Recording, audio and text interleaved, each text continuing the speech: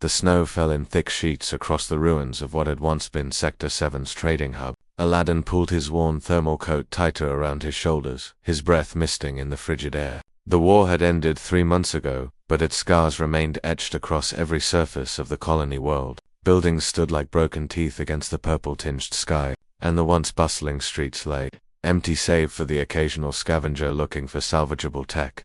Aladdin was one such scavenger, though he preferred to think of himself as a survivor. At 19, he'd seen more destruction than most species witnessed in their entire lifetimes. The Keldrith Empire had ravaged this sector of space, leaving countless worlds in ruins before humanity and its allies finally pushed them back. Now, Aladdin lived day to day, trading whatever he could find for food, rations, and fuel cells. He ducked into the skeletal remains of what had been a transport station, seeking shelter from the wind. The metal groaned overhead, and Aladdin found a relatively dry corner to rest. He was exhausted. 3 days of searching had yielded only a handful of useful components. His stomach growled, reminding him that he'd skipped breakfast to conserve his dwindling supplies. That's when he heard it.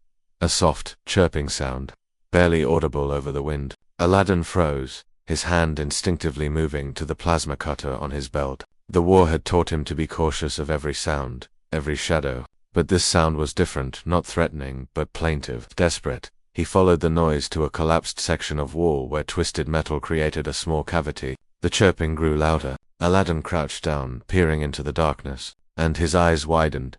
2 small creatures huddled together in the shadows, their scales shimmering with an iridescent blue-green sheen even in the dim light. Dragons. Actual dragons, though no larger than housecats. Their kind had been nearly wiped out during the warfare. Keldrith had hunted them for their scales, which possessed unique energy-conducting properties. The twins looked up at him with large, golden eyes, their wings folded tight against their trembling bodies. They couldn't have been more than a few weeks old. Alone, orphaned, Aladdin's heart clenched. He knew that looked the same desperate hope he'd seen in mirrors across 100 refugee camps. Without thinking, he opened his coat. "Come here," he whispered, his voice surprisingly gentle. "It's okay."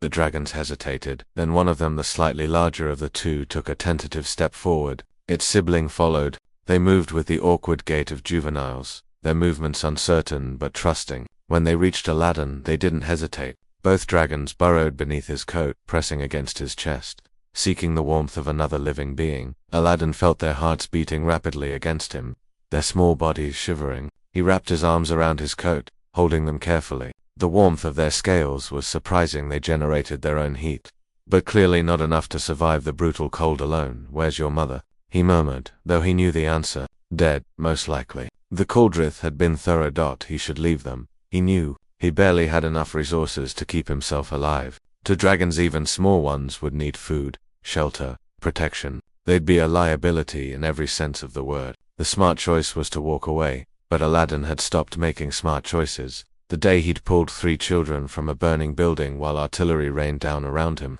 Humanity's stubborn refusal to abandon those who couldn't defend themselves. That trait had been both their greatest weakness and their greatest strength during the war.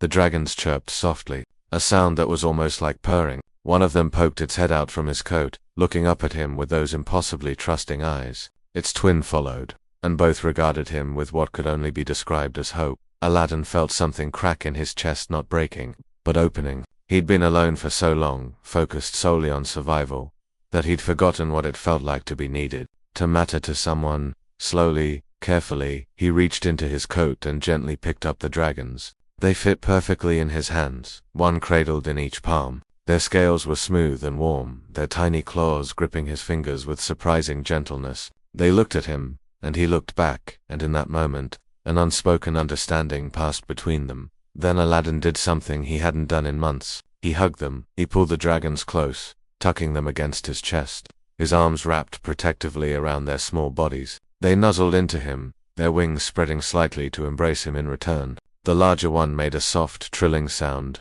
and its sibling echoed at a sound of contentment, of relief, of finding home in the most unexpected place. "All right," Aladdin whispered, his voice thick with emotion he'd thought long dead. "Looks like you're stuck with me now."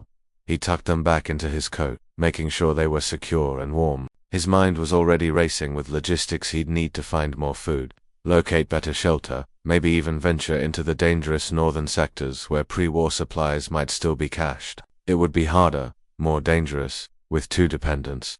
But as the dragons settled against him, their trust absolute and unwavering, Aladdin felt something he hadn't felt since before the war. Purpose. The Cauldron had taken so much. They'd destroyed worlds, shattered civilizations, and driven countless species to the brink of extinction. But they'd underestimated humanity's greatest weapon, not their ships or their soldiers, but their capacity for compassion in the face of overwhelming darkness. Aladdin stood, adjusting his coat around his new companions, and stepped back into the snow. The wind still howled, and the ruins still stood as monuments to destruction. But he walked with his head held high. Behind him, in the shadows of the ruined station, a figure watched. Islandwai lowered her binoculars, a slight smile crossing her face. She'd been tracking those dragon twins for days, hoping to rescue them before they froze or starved. She'd expected to find them alone, perhaps dead. Instead, she'd witnessed something that reminded her why humanity had won the war. She adjusted her pack and began following Aladdin's footprints in the snow.